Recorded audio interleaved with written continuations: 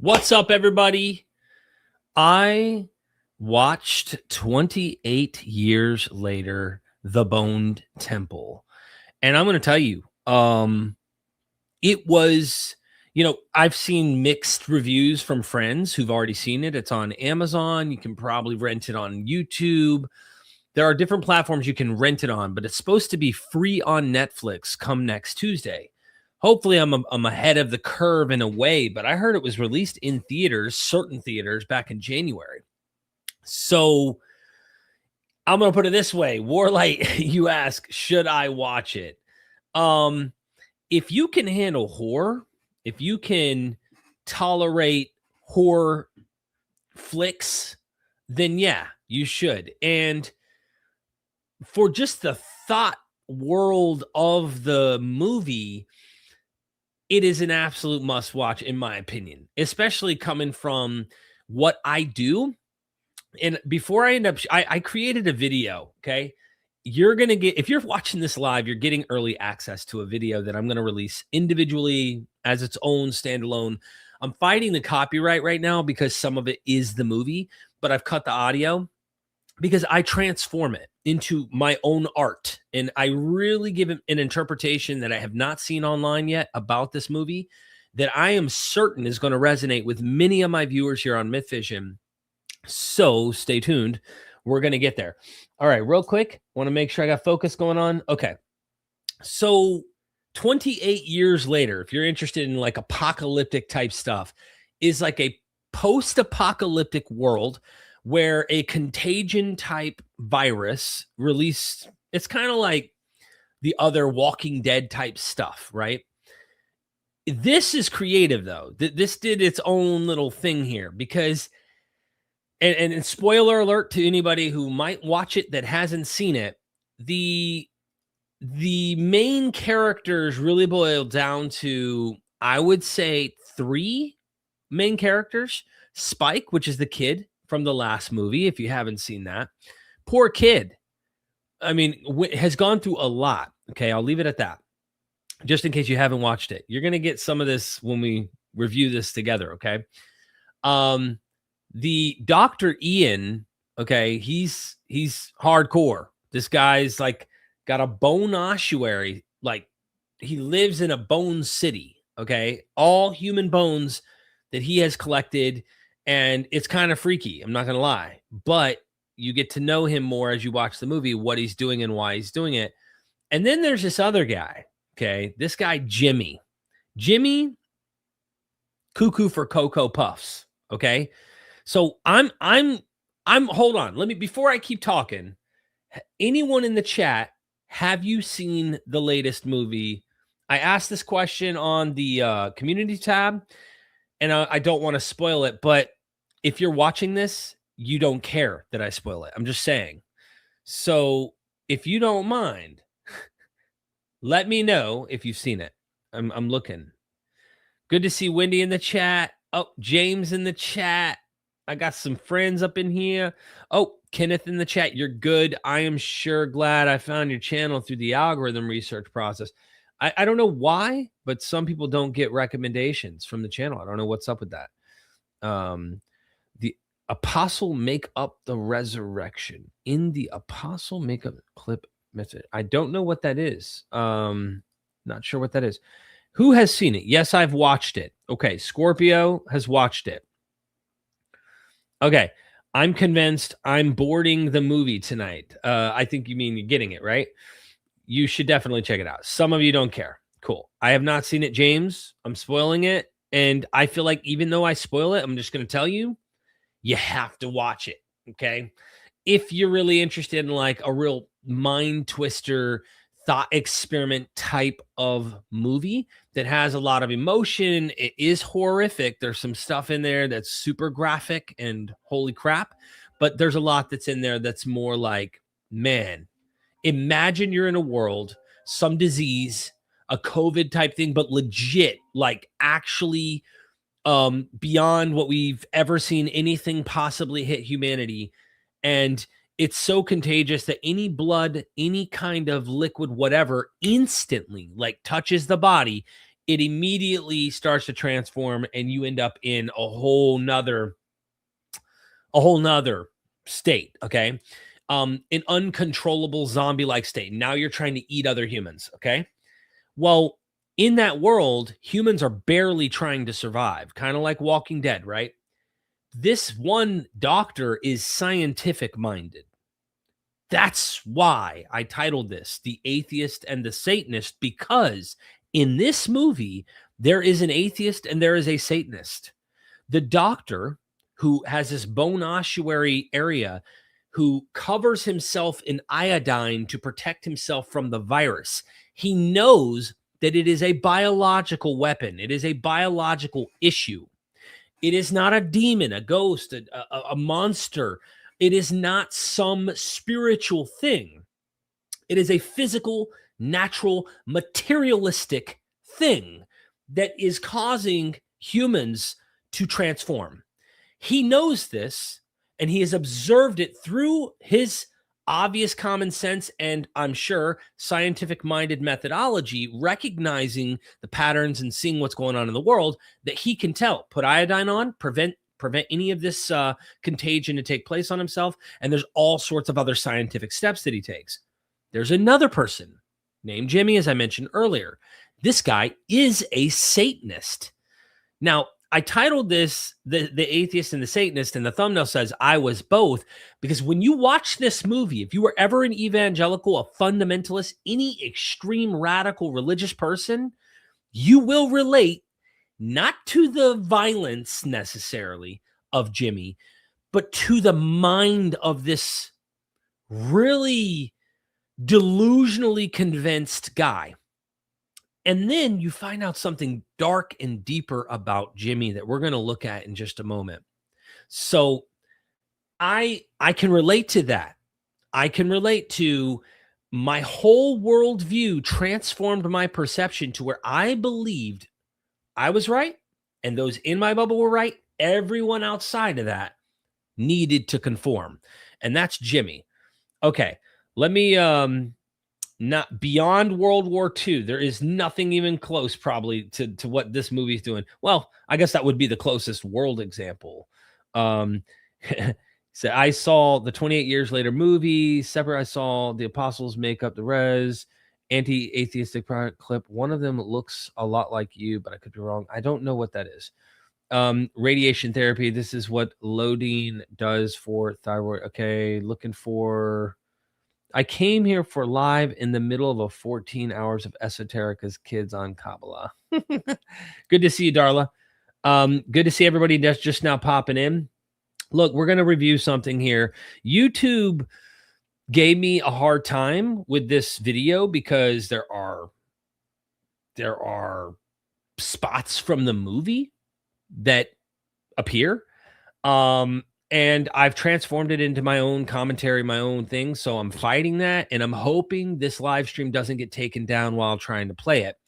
But if it does, it does. If I get demonetized, that sucks, because every live stream helps me to keep doing what I'm doing here, and the constant live streams help. So either way, if you have any questions, any comments, I'm going to put the banner on. Super chat will greatly be appreciated. It helps us keep the lights on.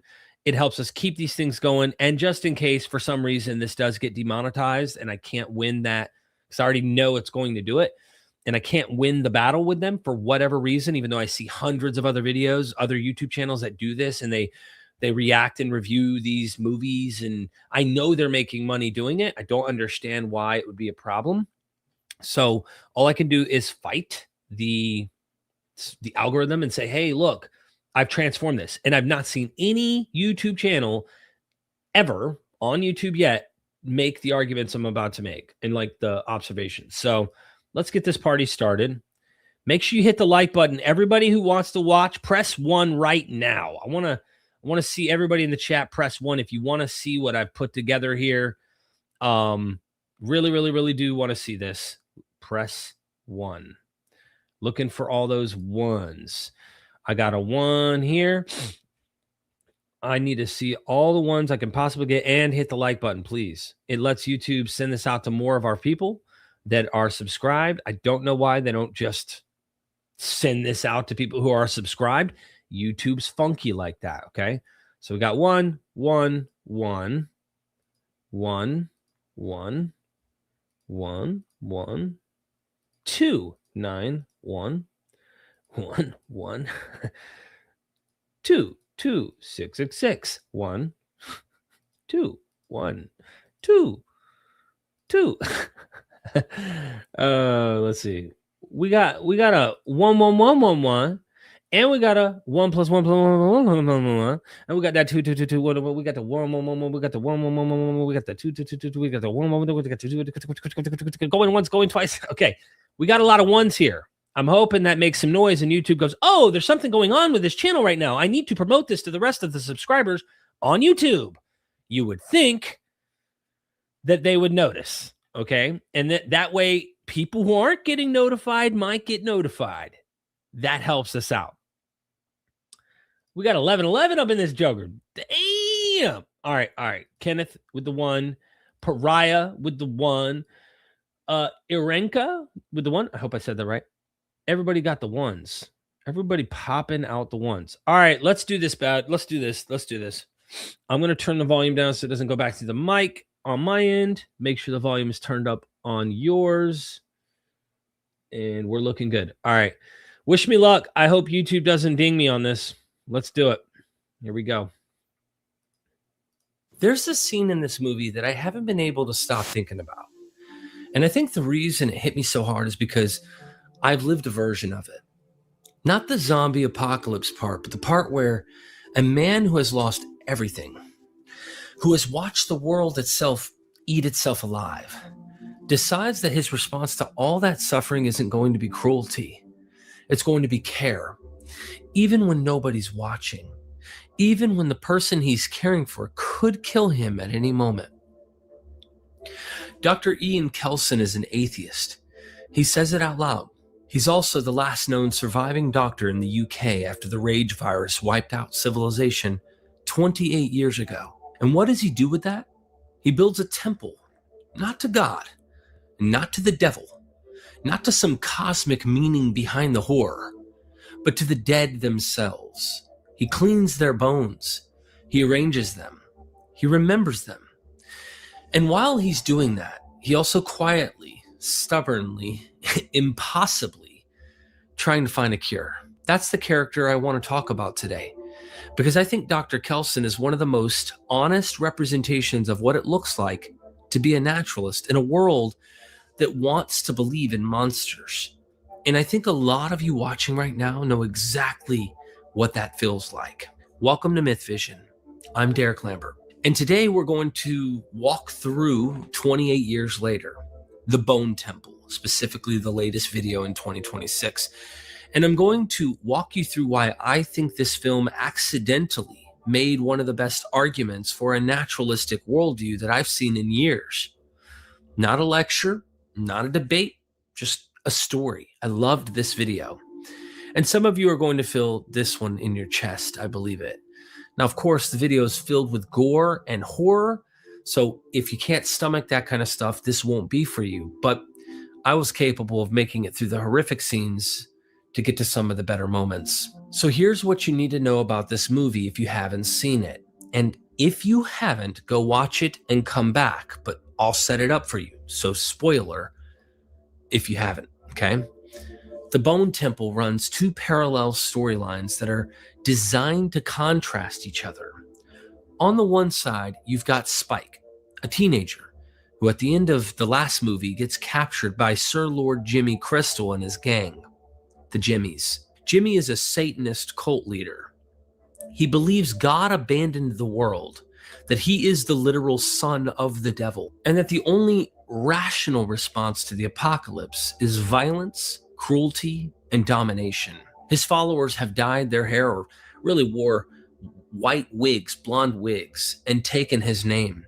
And they roam the countryside, torturing and killing the few survivors left. And on the other side, completely separate, you've got Dr. Ian Kelson, played brilliantly by Ralph Fiennes, living alone in a field of bone towers he constructed as a memorial to the dead. His skin is orange from constantly coating himself in iodine to protect against the virus.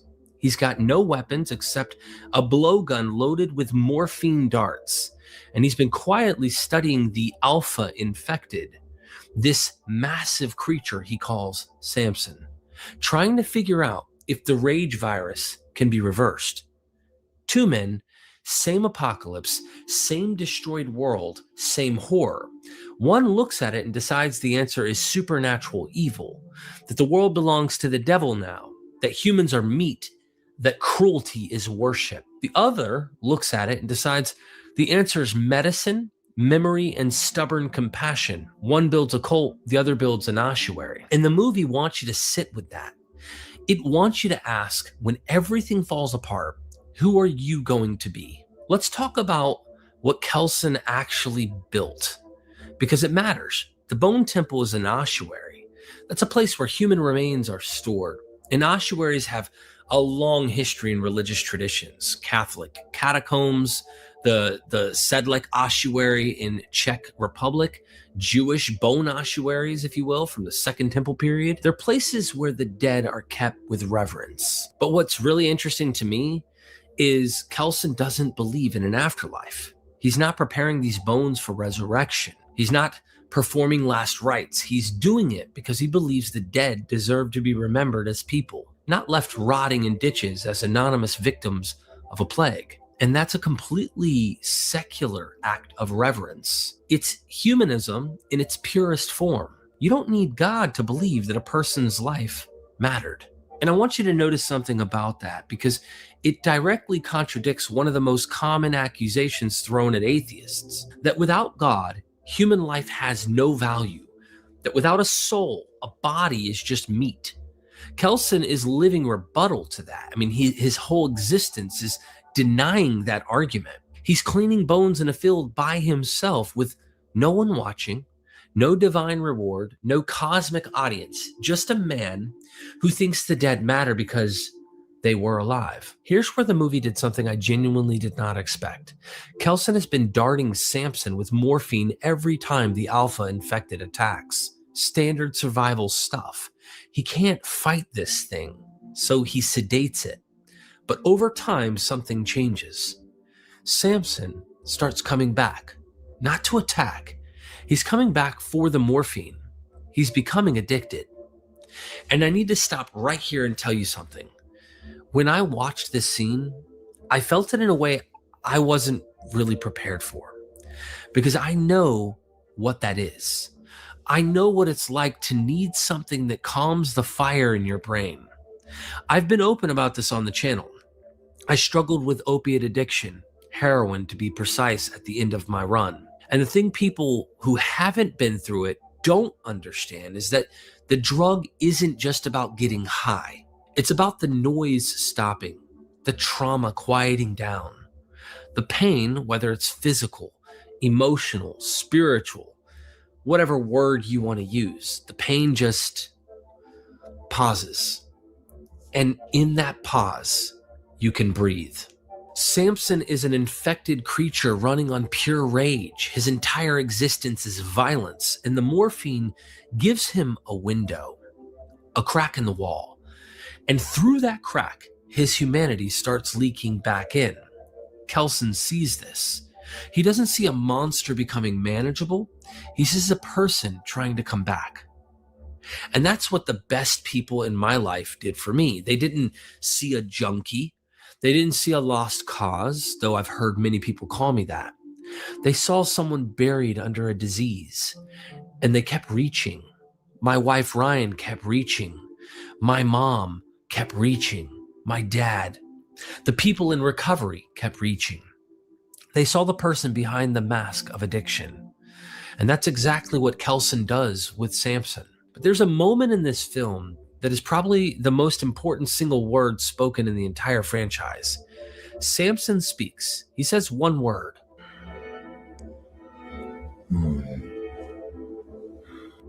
Moon.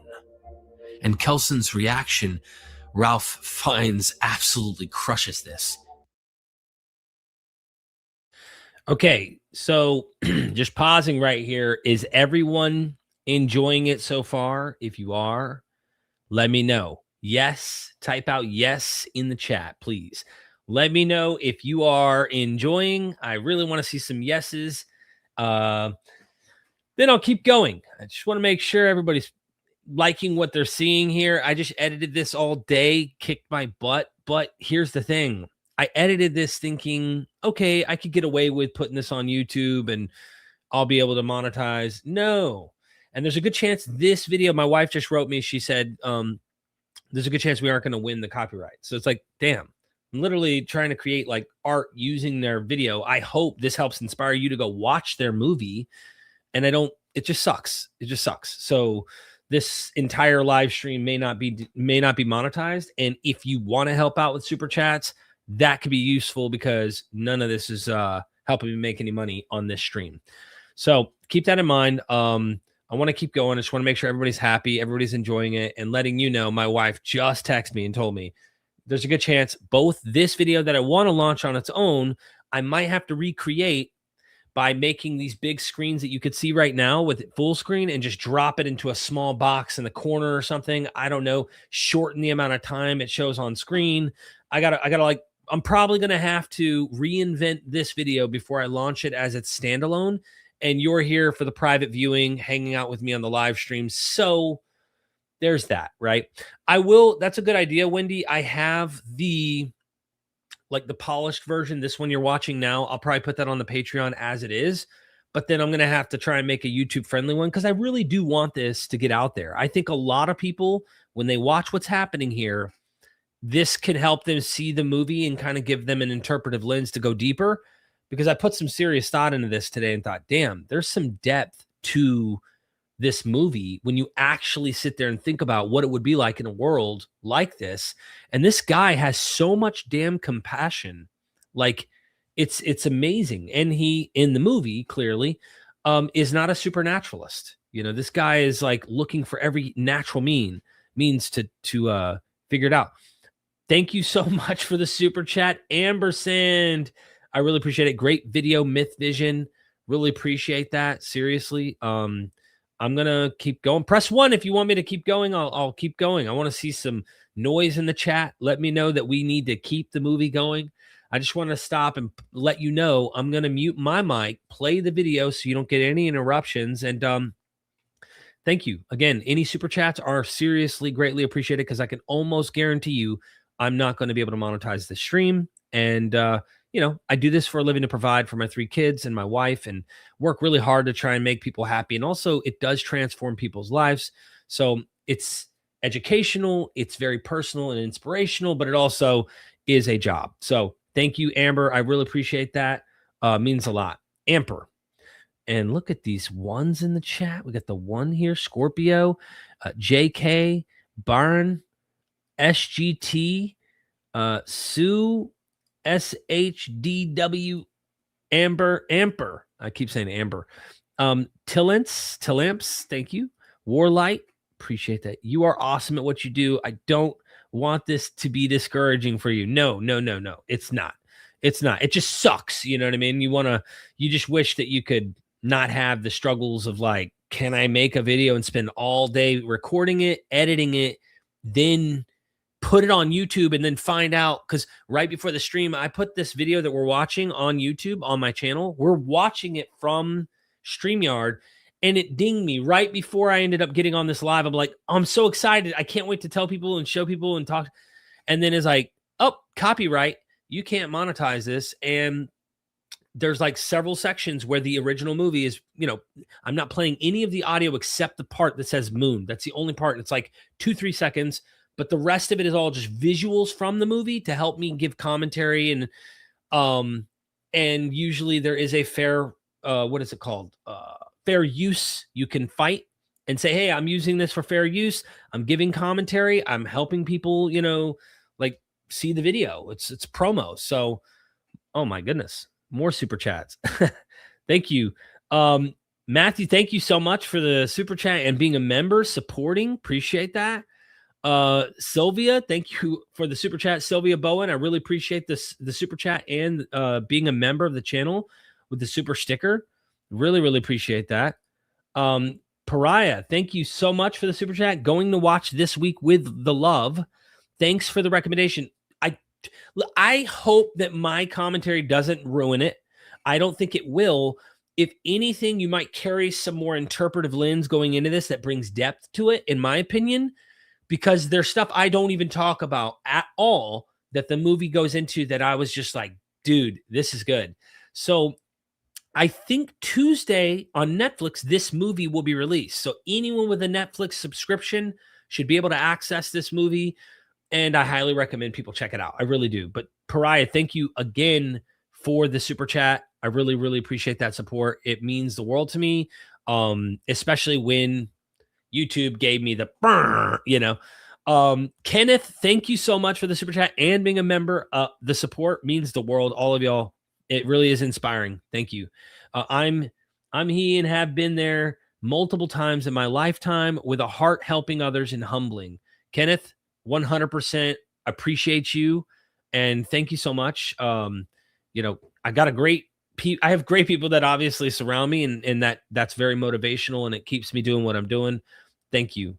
Really appreciate that. And I think a lot of you will relate to the heart I'm sharing here. And I'm not saying, I want to say this before we continue. I'm not saying that believers or people of any other camp and category do not fit the heart of this man that you're going to see that is showing compassion. Any human can.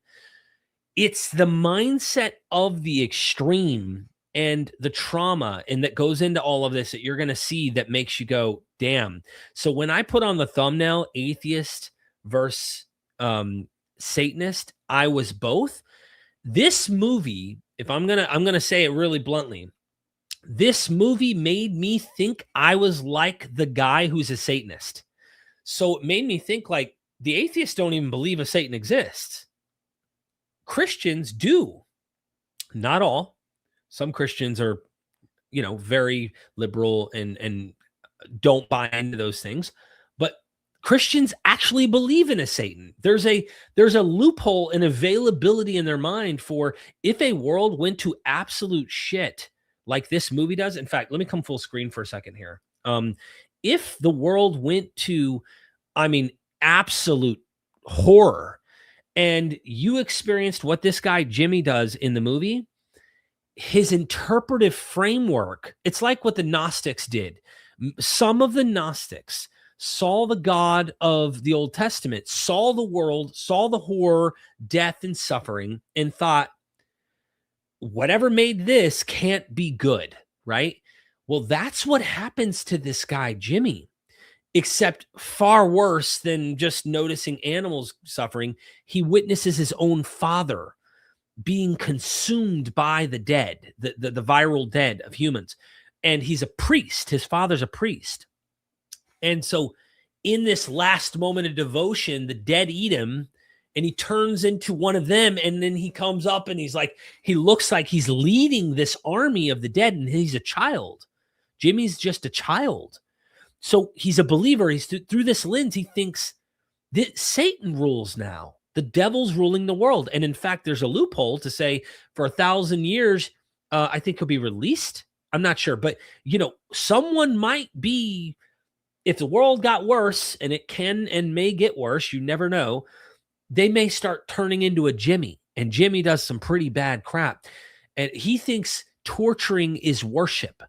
So if you torture humans that are living are enemies of his father's army in this world. And it's a delusional world that's based on a religious, superstitious kind of viewing of the world. But there's a moment in this movie that hits when the Satanist and the atheist meet. And it's so, that's my favorite part of the whole movie, in my opinion. Anyway, continuing, Pat in the house with the super duper. Derek, here's my contribution. Love everything you do, homie. Appreciate you, Pat. Really do. And then Brian Vinn with the $4.99 sticker. Bless you, my friend. Bless you. No, seriously, I feel like, look, at least, if anything, I've made something for the hard work I did. I spent, since this morning, scripting this. I watched it last night with my wife. I scripted all morning and spent the latter half of the day editing the video, even calling Wendy. You see Wendy in the chat. Wendy's hardcore in the chat, like close friend of the channel. Wendy and I, like Wendy, I'm trying to finish editing this. I'll give you a ring. She's also a supporter of what we do. She's Patreon and everything. And we're hanging out on the phone. I'm like, I barely finished this. Now I'm going to try and go live. And then once I was about to go live, boom, demonetized. I'm like, oh, so we'll see what happens. All right. Hopefully the live stream doesn't, but I have to check my email after to see what happens. So with all these super chats, I'm happy that it wasn't for nothing. All right. Here we go. Let's continue. See what happens. Got to watch it. He's overwhelmed because the one word means the virus might be treatable, not curable, maybe, but treatable. The rage can be managed. The person can come back. Think about what that means within the logic of this world in the movie. For 28 years, the infected have been treated as monsters, kill on sight. No questions, no mercy. The entire military infrastructure of what's left of Britain is built around the assumption these things are gone, irreversibly, permanently destroyed, and one doctor with a blowgun and some morphine discovers they might still be in there. That is the naturalist position in a single scene. Where everyone else sees demons, the scientist sees a disease. Where everyone else sees the irredeemably lost, the doctor sees a patient, and he might be right. Now let's talk about the other side, Sir Lord Jimmy Crystal. And I want to take him seriously as a character because I think the movie is doing something really smart with him that goes beyond just the scary villain that we get in usual horror movies. Jimmy didn't just snap and start killing people. He built an entire theology. He constructed a whole cosmology to justify what he's doing. God has abandoned the world. Satan rules now. He, Jimmy, is the son of Satan, the anti-Messiah. His followers take his name, dye their hair, and carry out his commands as acts of devotion. The violence isn't random, it's liturgical, it's worship. And that should sound familiar to anyone who's studied the history of religious violence, because this is how it works every single time. You don't get ordinary people to skin other human beings alive by just telling them to do it. You get them to do it by first convincing them that the people they're hurting aren't fully human, or that the act itself is sacred. You need a framework. You need a story about cosmic war. You need an enemy that isn't just bad, but is metaphysically evil. Jimmy has built that system, and his followers have bought in completely. One of the most chilling details in this film, and I think people missed this, is that Jimmy's followers have literally given up their own names. They're all called Jimmy. Their individual identities have been absorbed into the identity of the leader. That is textbook cult behavior. That's what high control religious groups do. You stop being you. You become an extension of the authority figure. Your thoughts, your desires, your compass, all of that gets replaced by the leader's voice in your head. Think about, it is not I, but Christ in me. Anything good isn't really you. It has to be the cult leader, that head figure. And see, Jimmy believes his dad is leading the dead. And this layer makes Jimmy more than a stock villain. He doesn't just believe in Satan as an abstract concept. He believes his father, Old Nick, is actively present in the world. He believes the infected are his father's army, that the horde is being led by a supernatural intelligence, that the chaos isn't chaos at all. It's divine will, his father's will. Mind you, in the last movie, if you haven't seen it, spoiler, his father is a priest. And you see this discussion between the good doctor and Jimmy in this movie. But his father's a priest, and at the very beginning, his family members are consumed by this infected people who are now going and doing this to other people. And his father, as a priest, has this almost sacred moment where the living dead, so to speak, from this zombie apocalypse come in and consume him.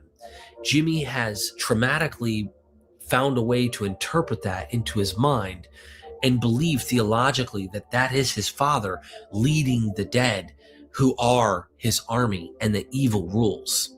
And that belief does something specific to how he treats other human beings.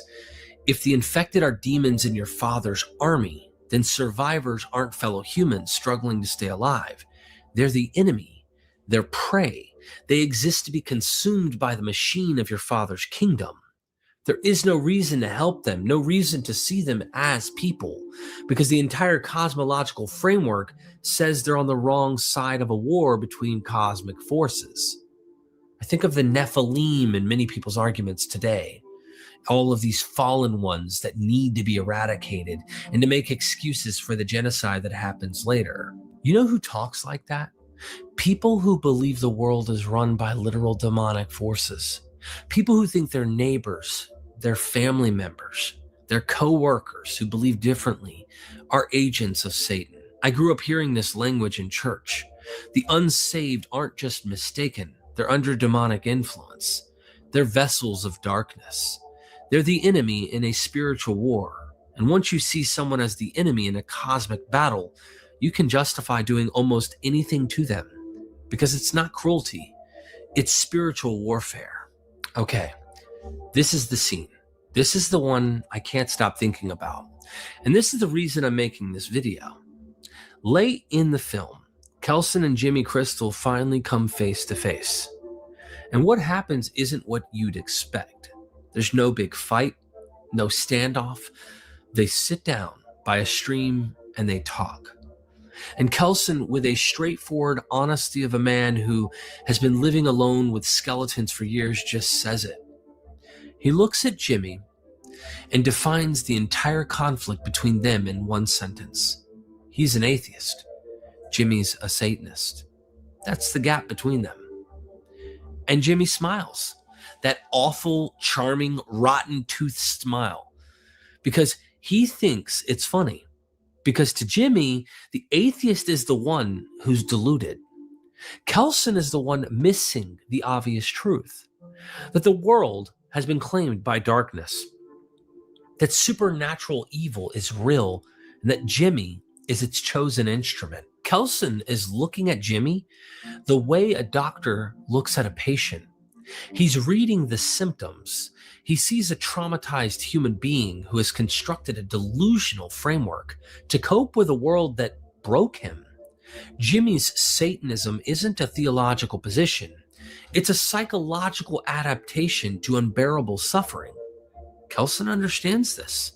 He probably understood it the moment Jimmy opened his mouth. But Jimmy is looking at Kelson the way a believer looks at a heretic. He's not seeing a doctor. He's seeing a man who is blind to the spiritual reality right in front of him. Kelson builds towers of bones and hangs out with demons, and he doesn't even know he's in the presence of the devil's son. That's pathetic to Jimmy. Maybe even funny. But why this scene to me is so devastating. Kelson has just discovered that the rage virus, the thing that turned millions of people into mindless killing machines, might actually be treatable. Samson spoke a word. Humanity can come back. The infected are not permanently gone. And now Kelson is sitting across from Jimmy, and I guarantee you the same thought is going through his head. This man is treatable too. Jimmy's condition isn't supernatural. It's psychological. It's trauma. It's a mind that broke under pressure and rebuilt itself around the story that gave the chaos meaning. That's a human thing to do. We all do it. And in theory, it's something that could be addressed, worked through, healed. But here's the catch, and this is where the movie earns its darkness. Just because someone is treatable doesn't mean you can treat them. Kelson can't sit Jimmy down for therapy. He can't prescribe medication. He can't refer him to a specialist. The infrastructure for that is gone. The world that would have caught Jimmy before he fell this far is dead. And now Jimmy has power, followers, weapons, and a belief system that sanctifies murder. The doctor can diagnose the disease, but can't administer the cure, not here and not now. And that's real. That's not just a movie problem. That's the problem we face every single day with people who are deep inside extremist religious systems. You can understand why someone ended up where they are. You can see the trauma, the fear, the desperate need for meaning that drove them into the doomsday theology they hold. You can know intellectually that this person could come back if they had the right support.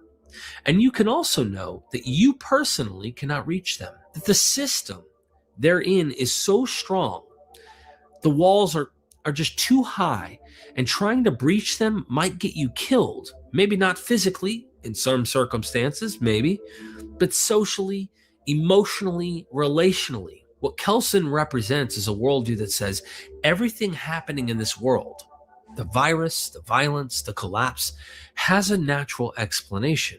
It's biology. It's psychology. It's the predictable result of a pathogen interacting with human brains and human social structures. There are no demons. There are no devils pulling strings. There's just chemistry and trauma and the very human tendency to see patterns and purpose where there are none. What Jimmy represents is a worldview that says, no, this is too big, too terrible, too overwhelming to be random. There has to be a mind behind it. There has to be a will directing it. And if God isn't doing it, if God is clearly absent, then it must be the other guy. It must be Satan. And if Satan is real, then I'd better get on his good side because he's the one running things now. But here's where I want Myth Vision viewers to really hear me. This is the debate that's been happening for thousands of years. This is the same argument that's underneath every conversation about theodicy, about the problem of evil, and about how bad things happen to good people. The supernatural explanation says there's a war between good and evil playing out behind the scenes, and humans are either soldiers or casualties. The naturalist explanation says no, there's just us, and the universe doesn't care. And that's actually the more empowering answer because it means we're the ones who can fix it. Now, if you take the worldview of someone, say, like Wes Huff, and God controls everything, then the monster doing all the bad as well would include God. But anyway, so pay attention to this because I think it's the sharpest knife in the whole film. Hold up. Got to get the super chat. You are welcome to interrupt anytime with the super, but I wanted to find a spot because now we're talking about the sharpest, part of this video. Matthew, thank you for the super chat. I really appreciate that. And of course, again, being a member. So to you, this movie is not just about addiction. It's a tale of deconversion. Not necessarily, okay? I imagine 99% of people who watch the movie will not pick up the addiction part. Just won't. I knew right away, like maybe 10%, 20% of people, I don't know, maybe I'm exaggerating with 99. I imagine many addicts would know when the guy mentioned morphine and they know that's in the family of opiates, right? Or opioids. Then maybe they would correlate that and say, hey, hold on, maybe this out of control zombie-like beast of a man is coming back to get a hit. The dart has the morphine on it and it calms this. Because if you watch any of the other movies leading up to this, the zombie infection causes rage. And sometimes the movie will show you through the eyes of the zombie what they see. And there's a moment where they like snap and you'll see that they see something extremely traumatic, like evil. They see something like trying to attack them. So they're going after other things and it's pretty nuts. So anyway, so I noticed that the big monster's coming back because every time he'd get hit with the morphine, he would calm down and he would be sedated and he would be relaxed and he wouldn't attack the doctor and he'd stay there. And he kept doing it through this movie over and over. And there were moments where he started to tame down even more to the point where you can see the transformation of this monster turning into a human, meaning he was always a human before this. But then he starts to change and he starts to come back. And the doctor believes that in the movie that they have an idea of what the virus is. And it causes extreme, I can't remember the particular medical term, but there's psychosis involved, I believe, and there's something else. So there's a mixture, a concoction of medicine that he believes mixing them will cure, or at least not cure, but will mitigate the symptoms and be something that can help maintain keeping them from going in full-blown insane mode. And so there's that addiction aspect that I know what it was like to calm the storm in my mind, to relax the traumas that I had in my own life growing up. And addiction helped, right? The drugs helped. I wouldn't have done them if they didn't help at the time. That's why we did them. They make you feel good. But when you do too much, when you get into a habit, you abuse yourself, you cause yourself actually long-term harm. So you go to any recovery room, you'll find out real quick. They say, hey, we wouldn't have done this if it wasn't working, but it was just a temporary fix for the problems we had. So I saw Samson in the movie. I saw myself in Samson, but I saw myself in the doctor, and I saw myself in Jimmy. I saw myself in all three characters: the addict, the naturalist, which I'm at today, that I found compassion and humanity apart from theodicy needing to tell me to be a good person, to tell me that I can love. Love is only belongs to God. And if you use love, you stole it from my God or something. All of that's nonsense to me today, right? I understand the language. I'll speak the language, and I won't say that to a theist today, like, oh, that's nonsense. No, I want to have shared conversations with anyone, but I'm just being honest when I say love. You believe it comes from God. I believe it's compassion in nature and humans naturally coming to the conclusion of trying to protect their own loved ones and all of these things. I think it's a natural product of how we've evolved to survive and take care of our own. And that compassion, we've learned in our evolution to extend it beyond our own species, to try and extend it beyond our own family clans, beyond our own tribes, and try to be globalist. And that's another thing. So, anyway, we're going down a rabbit trail. I'm taking quite a bit of time to make the point, though, that you can see that the doctor believes that not only can he possibly cure this virus, but he even sees in this guy who's completely delusional and a Satanist that he's treatable. But that's the tough part. This guy's so bad.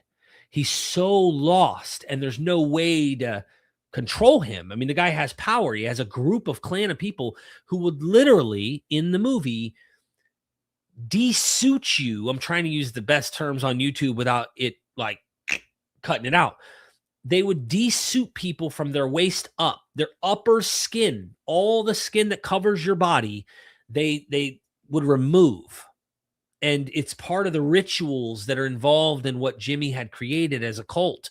And every one of the followers in the cult also carries the name Jimmy. They wear a wig to follow their leader, Jimmy. They've lost their identity. Their identity is in Satan's son named Jimmy. The doctor even seems to show compassion to Jimmy. And this guy is doing the most horrific things. He doesn't know all the things that Jimmy has been doing, but the very end of the movie really grabs you. It twists you. And you'll see why if you go and watch that. Georgie, thank you for the super chat. Really appreciate it, Georgie. Thank you. I really, really do. All right. Sorry for the long. There's a lot here. There's a lot. So I'm going to go ahead and continue and mute, and feel free to super chat. I'll find the sweet spot and stop. I really do appreciate it, because I can almost certainly tell you this live stream will be demonetized. I can tell you. Okay. Let me pull this up. Here we go. Kelson can understand Jimmy. He can see how Jimmy got here. He could probably trace the psychological path from traumatized child to cult leader in his head. The naturalist framework gives him the tools to understand his enemy as a human being. However, Jimmy cannot understand Kelson. Not really, because Jimmy's framework doesn't allow for it. In Jimmy's world, you're either with old Nick or you're irrelevant. Kelson isn't an interesting philosophical counterpoint. He's just a man who hasn't woken up yet. Or worse, he's Satan in disguise. When one of Jimmy's followers, Ink, sees Kelson dancing with Samson, that monstrous figure, among the bone pillars, she doesn't think, oh, that's a scientist studying the infected. She thinks she's looking at the literal devil communing with his demons. That asymmetry is everything. The naturalist can extend empathy to the believer. The believer, at least this kind of believer, the fundamentalist, the extremist, cannot extend it back because their framework turns everyone outside the system into either a convert or an enemy. There is no third category. There is no, that person disagrees with me and that's okay. There's only that person is deceived by the forces of darkness. How many of you have experienced that? How many of you left a church, left a faith tradition, and watched people who claimed to love you classify, or really reclassify you overnight from brother in Christ to lost, backslidden, under demonic influence? Huh? They couldn't just let you be a person who thought differently. Their framework wouldn't allow it. You had to become a category, a warning, a casualty of spiritual warfare. One more thing about this scene that I think people are overlooking. They're sitting down, they're sitting by a stream in the middle of an apocalypse, and they're talking. Kelson doesn't run, he doesn't fight. He sits down with the most dangerous human being in this world and has a conversation. Because that's what a doctor does. That's what a healer does. You sit with the person, you listen, you try to understand before you act. And Jimmy, to his credit as a character, sits too. There's a charm to him, an intelligence. He's not a brainless killer. He's a damaged, brilliant, charismatic person who built a religion out of his pain. And in this one brief moment by this stream, you can almost see the human being underneath the mythology he's built around himself. Almost, but not quite. Because the mythology is too thick now. The walls are too high. And what happens next proves it. So there's this other moment in the film that operates on a completely different register. And it's the one that turns Kelson from an observer into a participant. He recognizes Spike, the kid from the previous movie. If you haven't watched it, you really should. The boy he met before. And this kid is now inside Jimmy's cult, wearing the uniform, carrying the name. Something shifts in Kelson. Up until now, he's been studying the problem from a distance. Samson is a scientific subject. Jimmy is a psychological case study. The whole apocalypse is an intellectual challenge he's trying to solve from behind his bone walls. But Spike is a child, a specific child he knows, and that changes the equation entirely. Because here's the thing about understanding that everyone is treatable, that everyone is a product of their circumstances, that even the worst human behaviors has natural explanations. It doesn't tell you what to do when a child is in danger right now. Kelson can believe with every fiber of his being that Jimmy Crystal is a traumatized person who could theoretically be helped. And that doesn't change the fact that Jimmy is currently destroying a child's life. The philosophical understanding doesn't erase the moral urgency. And so the atheist doctor, the man who doesn't believe in heroes or saviors, who doesn't believe in cosmic good versus cosmic evil, who understands that the world is just chemistry and trauma, that man acts. He steps in.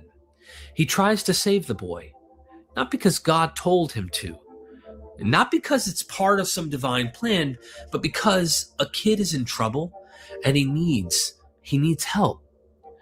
And he's the only one who can help. I think there's an intentional irony in what the movie does with Kelson. And I want to name it because it's beautiful and tragic at the same time. Kelson becomes a Christ figure, not because the movie is being cute about it, but because the structure demands it. He lays down his life trying to protect others. He dies at his temple. He's the one who discovered the potential cure, the thing that could redeem the infected, bring them back from the dead in a sense. And he's killed before that knowledge can be fully realized. But the twist in that is he doesn't believe any of that is what's happening. He's not sacrificing himself for a cause. He's not dying for a theology. He's just a man doing the only thing that makes sense to him in the moment. Call it innate nature. Trying to save a kid, trying to protect his work, trying to be decent in a world that has forgotten what that word means. And that to me is more moving than any resurrection story, because there's no payoff. There's no divine vindication. There's no angels descending to reward the faithful servant. There's just a man who did the right thing and paid for it. And the world might be better because of what he discovered, or it might not. He'll never know. That's what courage looks like without a safety net. That's what morality looks like without a guaranteed happy ending. And if it isn't a powerful argument for the depth and seriousness of a naturalistic ethic, honestly, not really sure what is. I told you earlier that I felt this movie in a way I was. Real quick, shout out to the super chat here. We're getting into another section. Matthew Mulkeen, forgive me if I butcher your name. Thank you for the super chat. Great topic and conversation. Thank you. Really do appreciate that. Let me look at the chat here. If everybody's enjoying it, press 1. Just let me know if you're enjoying this. Gives me some inspiration. Looking for everybody put some numbers in the chat. Whatever number you want to put. I just say just press 1, make it easy. But let me know you're enjoying, and we will continue here in just a moment. Again, Matthew, thank you so much for supporting, keeping this thing going. Baron in the house with a 1. Elite, Matthew, JK, SHDW, Warlight, Mana, Maria, Berserker in the house, Harrison, again, Tricia, forgive me, John Dutchman, and Billy Elliott. Thank you so much. Appreciate those ones. All right, let's continue. Here we go. Wasn't expecting. Let me explain what I mean. I used to be Jimmy Crystal. Not the violence part. Maybe just a little violence here and there through addiction, but I'm talking about I was a Calvinist. I was a staunch fundamentalist. I saw the world through the lens of cosmic warfare. Every bad thing that happened was part of Satan's plan, right? Now, not in my Calvinist days, but in my evangelical days when my theology was more dualistic, okay? Every bad thing that happened was literally part of the enemy. Every person who didn't believe what I believed was under demonic influence. I had a theology that explained everything and justified everything and made me the hero of a story I didn't even write. And then I went through something that broke that framework. Addiction, heroin, the kind of suffering that doesn't fit neatly into a theodicy. The kind that makes you ask questions your theology can't answer. And when the framework broke, I had a choice. I could build a new mythology to explain the pain, find a new cosmic story to slot myself into, or I could do the harder thing. I could sit with the reality that there might not be a supernatural explanation, that the virus, the actual chemical process happening in my brain, was just that, a virus, a disease, something treatable. That's what Kelson figured out about Samson. The rage isn't demonic. When he sees these images in his mind, It's biological. And once you see it that way, you can start looking for solutions instead of exorcisms. I work with people every day through this channel, through the comments, through the DMs, through the emails, who are in the middle of that same process. People leaving faith traditions that told them the world was full of demons. People are discovering that their anxiety isn't spiritual attack, it's a treatable condition. People who are realizing that the family members who cut them off aren't soldiers in a cosmic war. They're scared humans who don't have the tools to process disagreement outside of a supernatural framework. It's why I critique the framework. You gotta see why I do what I do, because I know what I know. And what I try to do, what this channel tries to do, is exactly what Kelson does. Sit with people, study the evidence, treat the condition with compassion instead of superstition, and sometimes, if we're lucky, hear them say their version of moon. That one word that tells you the person is still there underneath the rage, underneath the religion, underneath the fear. They're still there. They can come back. That's what the morphine did for Samson. That's what the morphine did for me, I'm not going to lie. That's what recovery ultimately did for me. That's what honest scholarship does for the people watching this channel. Yeah, it opens a crack. And through the crack, you start to remember what it felt like to think for yourself. The character of Jimmy Crystal is visually and behaviorally modeled on Jimmy Savile, the British TV presenter who was revealed after his death to be one of the most prolific predators in UK history. He used his celebrity, his charity work, and his access to institutions to abuse hundreds of people over decades. The name Sir Lord Jimmy Crystal, the grandiose fake title, the costume, the way he uses charm and authority to control, that's all Savile. And the movie is making a point. The most dangerous predators are the ones who build systems of trust and authority around themselves. The ones who make you believe they're doing God's work or the devil's work while they destroy lives. That's not just a horror movie reference. That's a statement about how religious authority can be weaponized by predators. How many pastors, priests, and cult leaders have used exactly this playbook? In the first film, Kelson teaches Spike the phrase momentum mori. Remember, you must die. It's an ancient philosophical tradition, both Stoic and Christian, about keeping mortality in front of you so that you live with intention. But then Kelson adds his own twist, momentum amoris. Remember, you must love.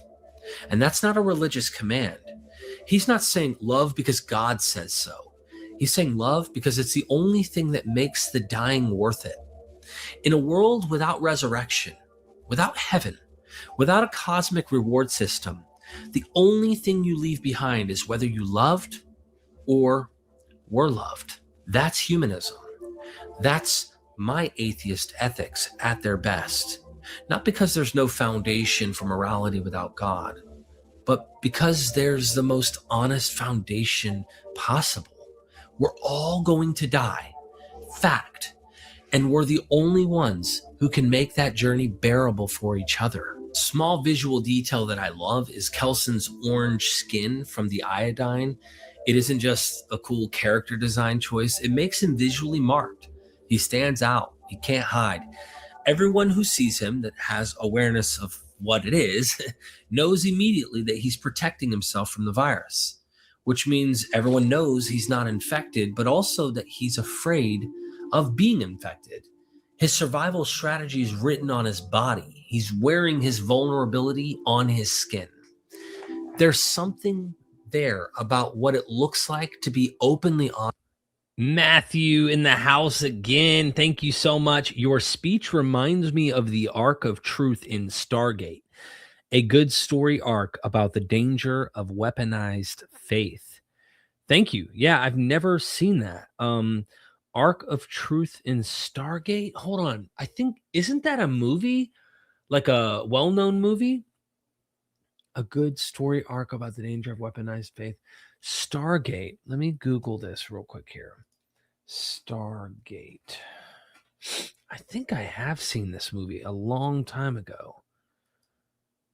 You know, it looks like there's more than one. I'm not sure I have seen this one. I'm not sure which one, to be honest. It looks like there's a bunch of different Stargates. Interesting. Thank you. I take that as a compliment. Even if it isn't, I'll take it as a compliment. Seriously, thank you. Really, really appreciate that, Matthew.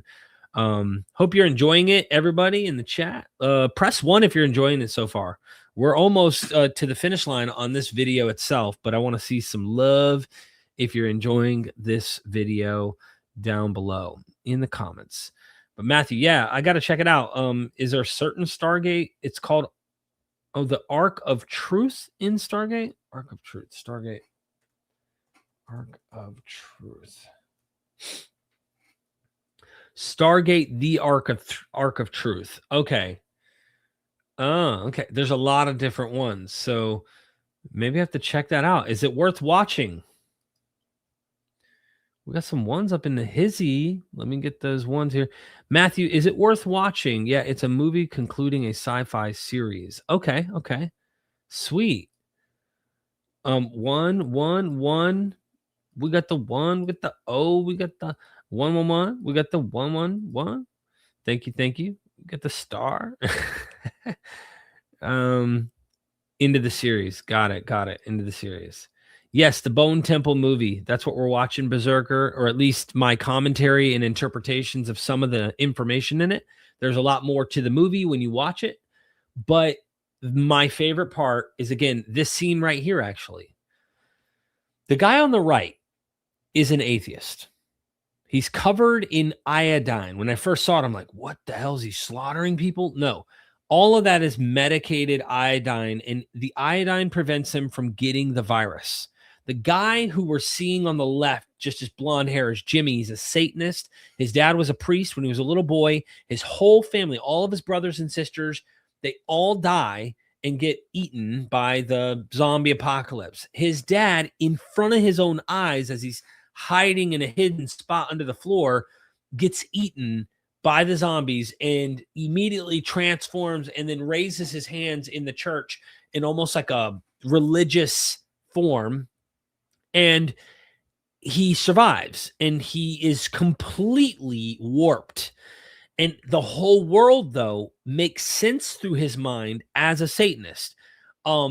He sees the zombies. He sees they eat people. He sees it's evil all around. So he has theologized the world naturally through the trauma of what he's seen and experienced, and says, oh my gosh, what we have here is, a bunch of evil, the army of the dead, and Satan's leading the whole army of the dead, and his father is Satan.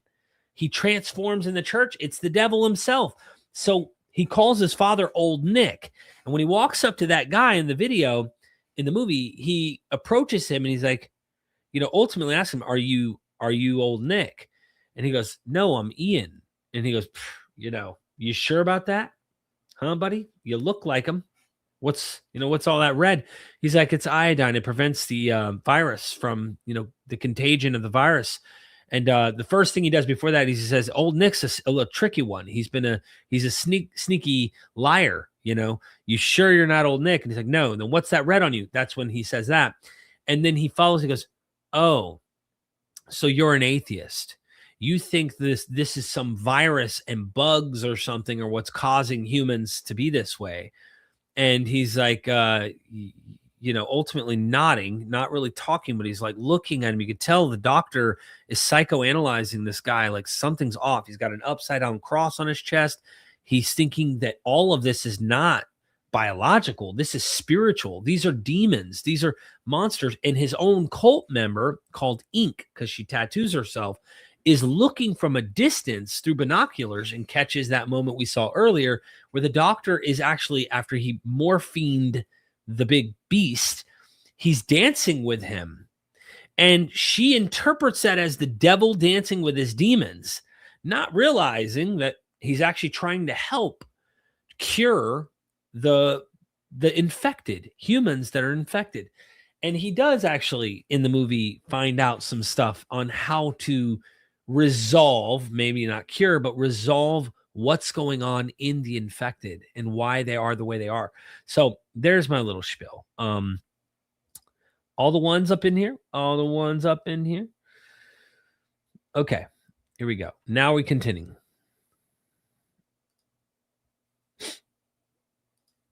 Honest about your fragility in a world that rewards pretending you're invincible. Jimmy wears his mythology like armor. Kelson wears his fear like a badge. And the movie asks you, which one is actually stronger? During the climax, the movie plays Iron Maiden's The Number of the Beast. And I think that choice is doing double duty. On the surface, it's just a killer soundtrack moment. You've got bone towers, fire chaos, and the Satanist cult leader. Of course, you play Iron Maiden.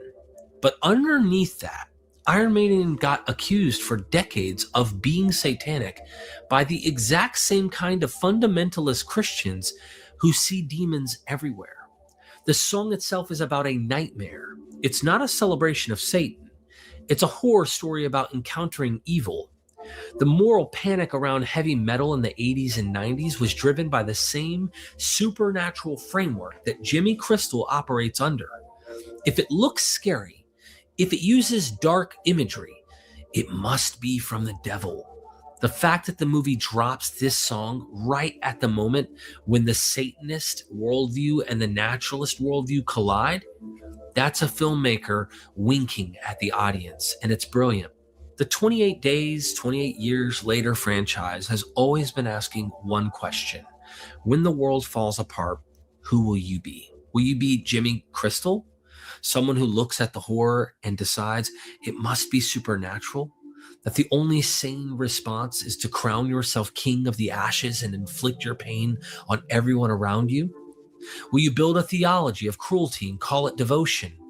Will you run around and tell everyone they're broken and they need to be saved and only your magic is what works in order to do that?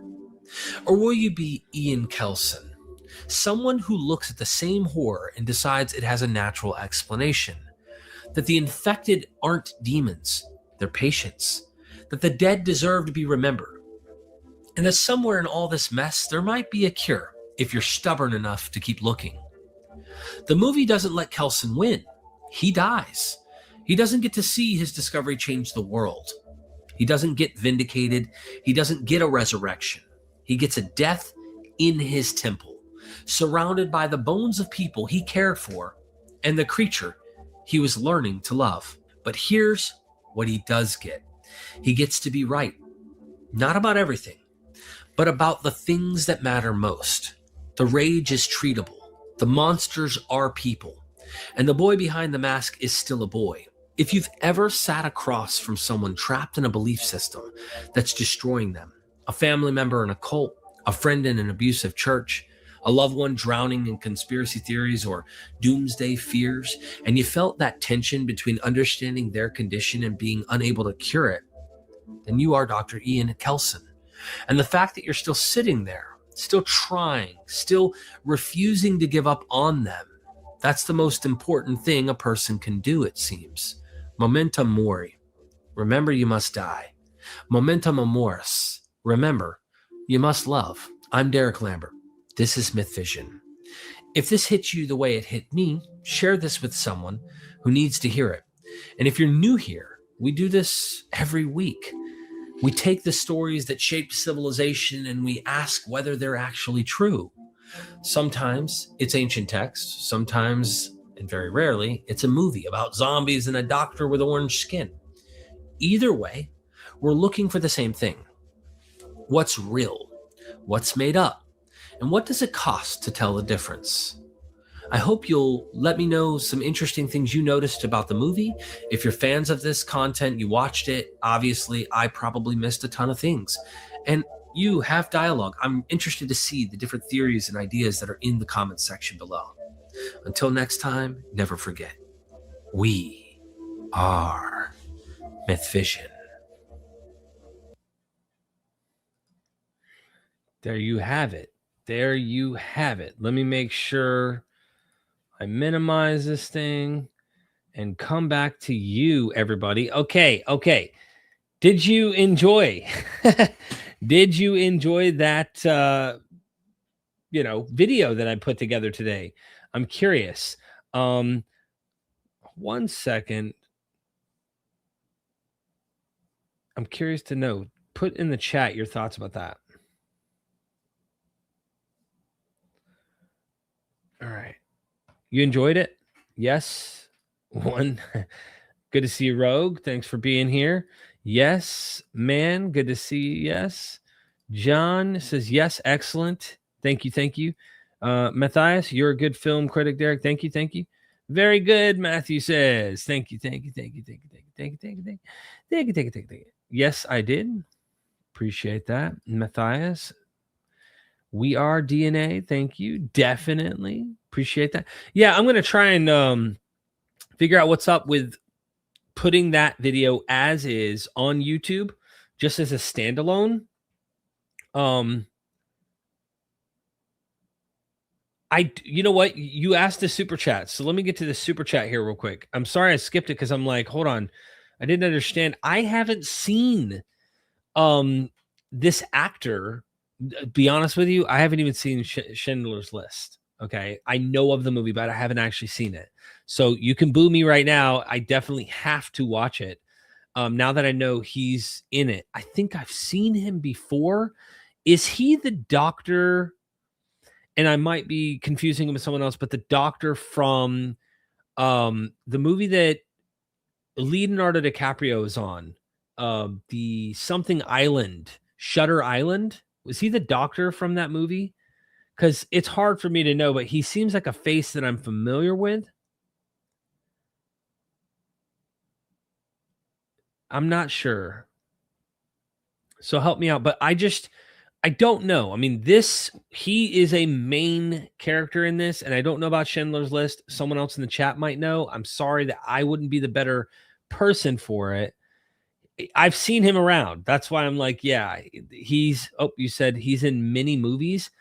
So it kind of caught me off guard. Like, I'm not sure. Hold on. I don't know what movies he's been in for sure. But we could Google. We could Google. Either way, I don't know the best movies on that. But he was good in this movie. In my opinion, it was outstanding. You connect with him. Pat in the house. Thank you for that super chat. We are Myth Vision. Gets me every time. Thank you, Pat. Appreciate that support. Yeah, I don't know. Ben Kingsley, someone said. Ben Kingsley. Okay, so that's the actor from that. Okay. I'm thinking my memory is not perfect on that. I'm trying to wrap my head around which person he is. Yeah, so you said both as a contemplative example, but also as Myth Vision movie reviews, Dune. Yeah, I'd be interested in checking that out. You know what I mean? I'd be interested in checking that out. Excellent as always. Thank you, Sylvie. Appreciate that. Really do. I worked hard today. I worked since this morning on trying to get this video done, and then YouTube just was like, nope. Wasn't a fan of it because I'm using content from the movie.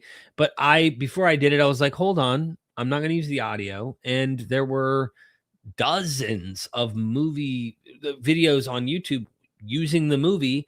And it wasn't like standalones. I'm talking about like commentary types, people who make a living doing this, not devoted YouTube channels that just play the movie clips, like 3 to 4 minutes, 5 minutes, 10 minutes, whatever, but like actual, devoted to this kind of stuff. And I thought, okay, let me try. And then YouTube gave me that.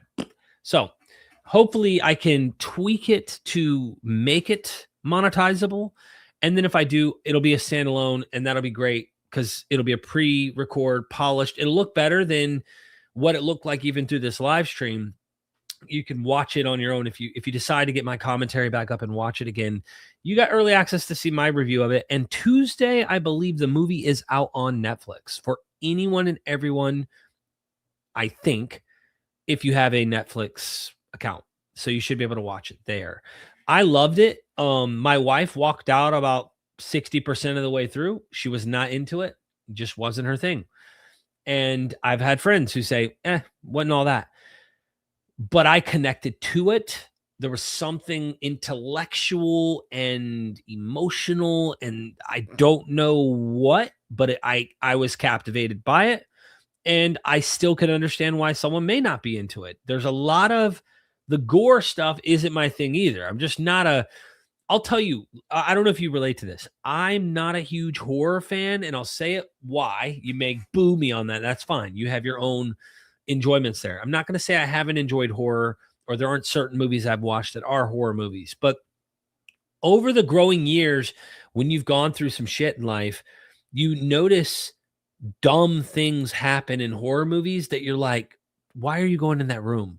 Like, you just saw your friends' heads on spikes and you hear a noise and now you're still going to walk toward the room. Like my anxiety, it's like I take the movie too serious. And then my anxiety is through the roof and I'm sitting here going, what the hell? Go get your, weapon. I mean, like, what are you doing? And then the jumps and I can't even, it's just not my thing.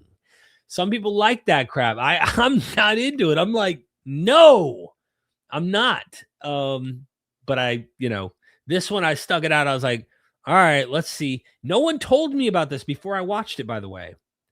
No one has told me about this. I just watched it and then I was like, look, I've got to talk about this. Oh, Matthew, thank you so much for that super chat. They say great crossover topic. Crossover topic. Matthew, what am I missing here, Matthew? Dune. Okay, Dune. That's what I was wondering. Yeah, so I'm going to tell you, I started watching the second Dune, and I didn't actually watch the whole thing. I was at the gym. At our gym, they play I don't know if they get bootleg DVDs or something. They're playing it on the TV, and I'll get on the treadmill for about 15, 20 minutes, get a little sweat going, and I'll be watching, and I saw some of the Dune there. I haven't watched Dune 1, 2, and they're coming out with another one. So I probably need to devote some time to it because I've heard there is a lot of symbolism and religious kind of ideology in it that I would probably want to dissect and then have another video like this. My channel does all sorts of stuff too. If you notice, I'll interview an academic, I'll create a documentary, I will have call-in debate shows now with people who call in and want to challenge. Here I am doing a movie review, but it's relevant to the topic. I try to keep it relevant. And maybe I can do more of these when there's an absolutely fantastic movie. But as long as YouTube's not fighting me every time I turn around to try and, publish a video where I can at least show the visuals on screen. Sure, if I was just a talking head and I was just sitting there going, okay, here's the deal.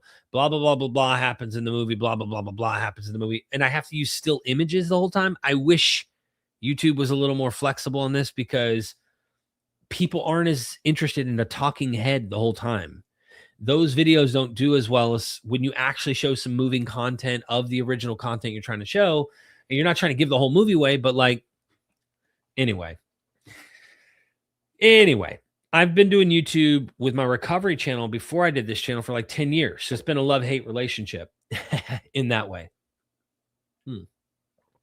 Okay. Thank you, Matthew, for that super duper.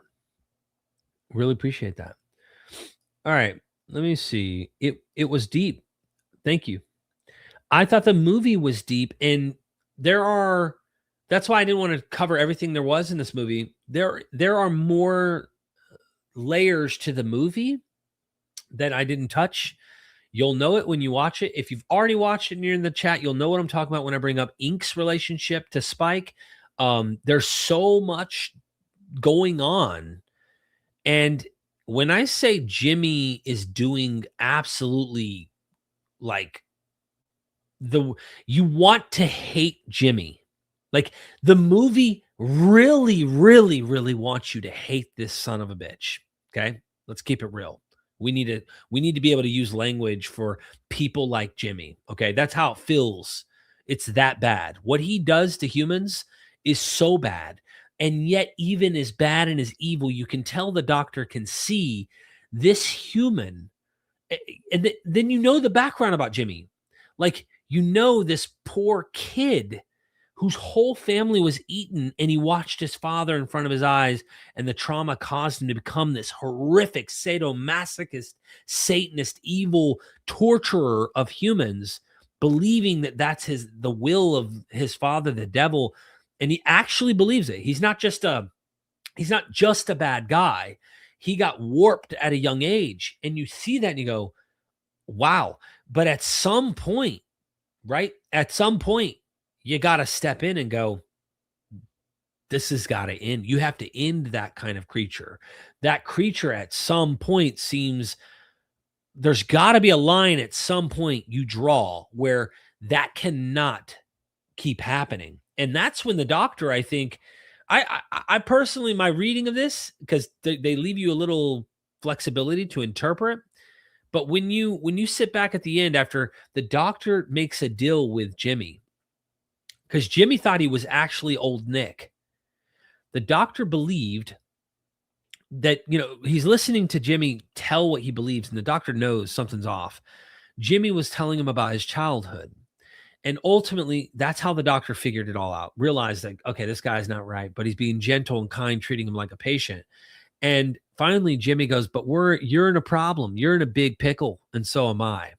I told my crew, which believes that you are old Nick, they think you're Satan, that you are Satan. And he says, if you have to help me out here, Jimmy says. You have to put on some kind of show to pretend you're Satan for me and my crew, so that I don't force feed your intestines into your throat and you suffocate on your own intestines or something like that. Some vivid, crazy, gross. And you see him smile with his rotten teeth. And he means it. That because you just seen him do all this stuff throughout the movie, and he's serious. And the doctor is very politely going, well, we don't want that. I can do that. He goes, the devil's accommodating or something. And he plans this hell of a scene at the end of the movie where he pretends to be Satan, and Jimmy and his crew walk into this bone temple of the devil, and he really puts on this show, and it's crazy. And the music's going, and, it's just wild. Well, leading up to that part, it was planned that Jimmy told him, like, this is what I'm going to say to you. You're going to say these things. Like, you could tell they already had it scripted. And he gives 3 commands. And they're like, so Jimmy's like, oh, so you're telling me to torture and kill and all these things to all these people? Uh-huh. And he goes, yes. You can see it on the doctor's eyes. Like in the video, the actor does so good portraying a realistic hesitation where he realizes Jimmy is doing things he didn't even know Jimmy was doing. He's describing, so you mean like skin them and do this and that and all these, and the doctor's starting to get a little like, holy shit, I did not realize how sick and demented this human is. The next thing you know, he sees this masked child with the eyes barely poking through, like shaking. And he walks over, like he sees through the mask and pulls it up and sees that it's the kid from the last movie, the child and his mom who was sick, he brought to the doctor. He found out she had cancer. He knows this kid personally. And this kid is being abused by this traumatic cult leader who's completely lunatic. That's when he goes, well, I have a 4th command. And the doctor is smart. So he goes, well, just like God the Father has a son that he sacrificed to himself. You, my son, because he claims to be Satan and that Jimmy's his son, you, my son, must sacrifice yourself on the cross in order to sit at my right hand and to rule in my kingdom or some shit like that. And that's when he's like, what? And then the crew starts smiling because they're not right either. They've been doing all this stuff with Jimmy and for Jimmy that is gross. It's really, really horrific. And they've become demented as well. They're looking at it like they get to do this to Jimmy. And Jimmy's like, hold on. Like now the rationalist comes out of Jimmy, almost like he's the naturalist for a moment. Well, if he's Satan, then how come I can, and he stabs him. So it's really nuts how the movie plays these games. I enjoyed it. And I thought, damn, I woke up this morning. I think I was having a dream thinking about what that movie was, doing. And I thought when I woke up this morning, I said, I know what I'm going to do. I know what I'm going to do today. I'm going to end up creating a script and do a movie review and talk about this because it was deep.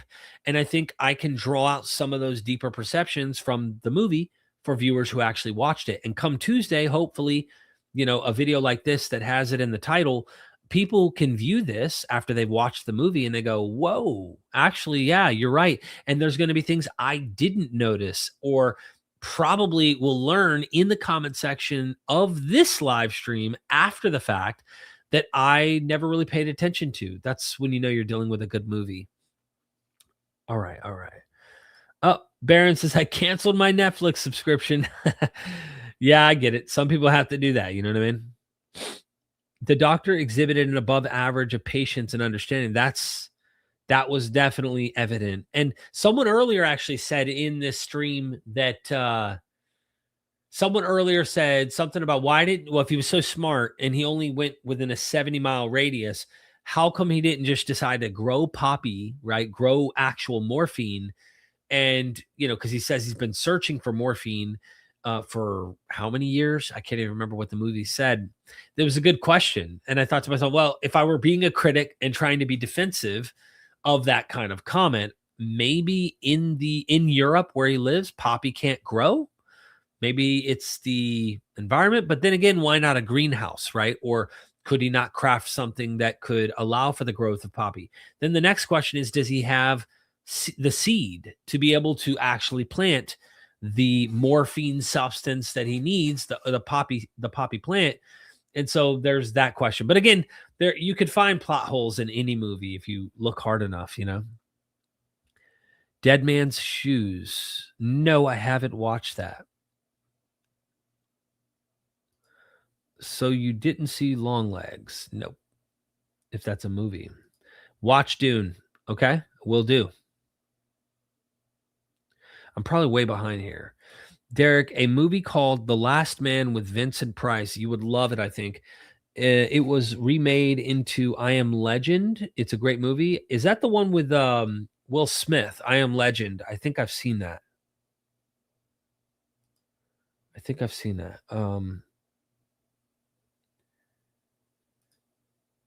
Okay, well, let's see. Myth Vision Podcast. You can watch Dune and do a commentary with Let's Talk Theology, and then watch it again and do a commentary with Dr. Sledge. Interesting. Well, I pre-record these commentaries, so it'd be more like a live stream discussion on the topic, and I don't know how interested a lot of people would be. Maybe if it goes successful, then we'll do it.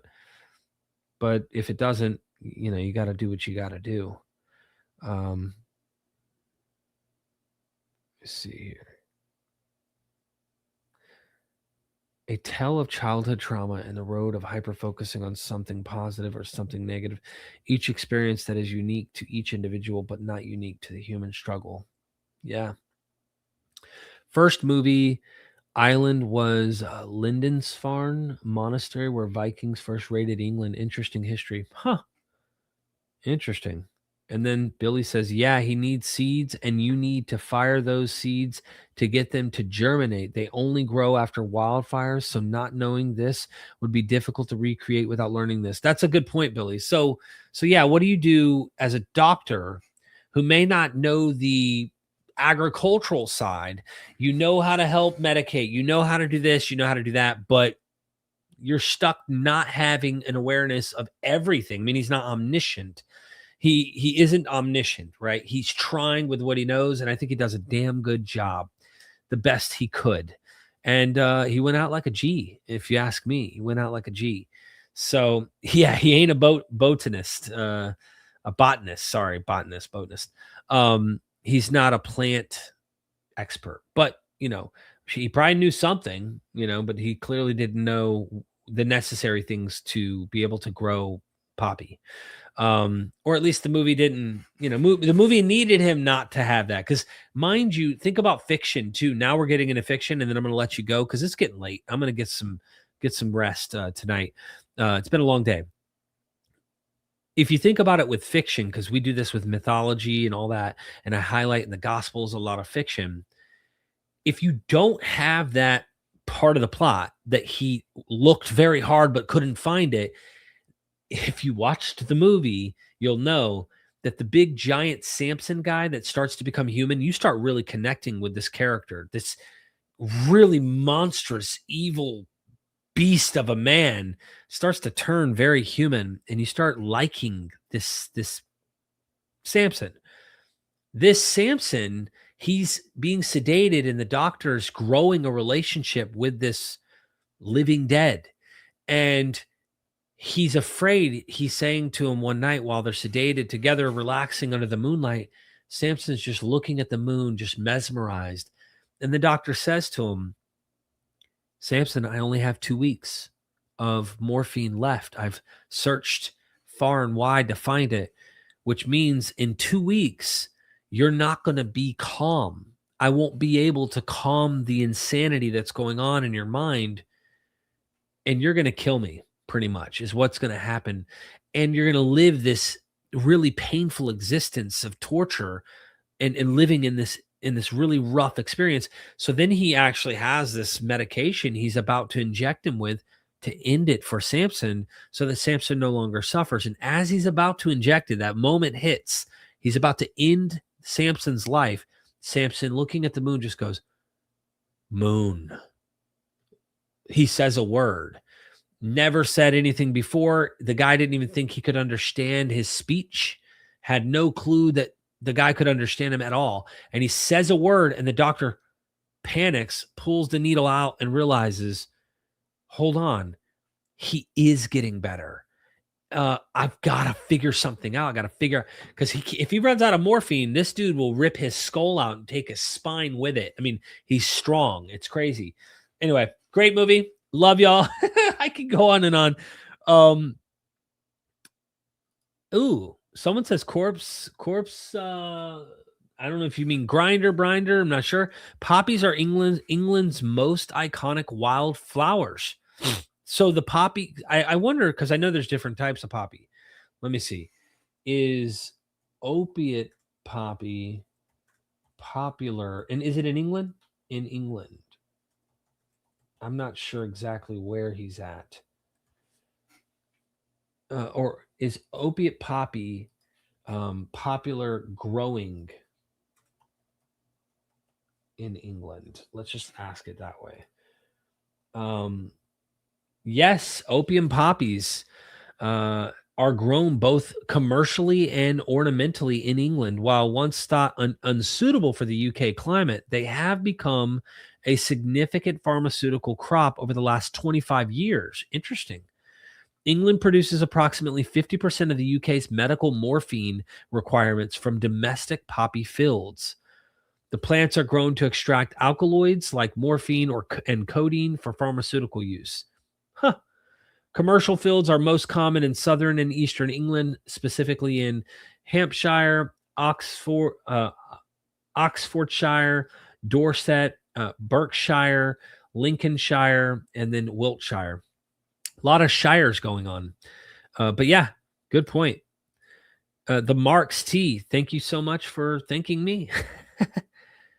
But look, I'm going to hit the sack, everybody. I love y'all. I'm glad you enjoyed it. I had a great day making it. It was a craft of compassion on my end. I enjoyed it. So I thought, let me make a video that just says where I'm at in terms of this video. And if you do watch it after my commentary, come back and comment. Say, hey, I finally watched it. And I'll drop an individual video. I put too much effort into it to not make it its own. But I'm going to try to make it where it's suitable to be monetized. And it may not be as cool with the full screen stuff. I may have to shorten some stuff. We'll see. But let me know your thoughts once you do watch it. And love y'all. I'm going to hit the sack. So thank you. Have a wonderful Saturday night where I'm in East Coast, New York time. And I'll see you tomorrow probably. I'll probably hit a live stream tomorrow again. Figure out something to discuss. Love y'all. Have a good night. Son, do you want to know what the truth is? After this, there's no turning back. You take the blue pill and you wake up in your bed and believe whatever you want to. You take the red pill and you stay in Wonderland, and I show you just how deep the rabbit hole goes. Remember, all I'm offering is the truth, nothing more.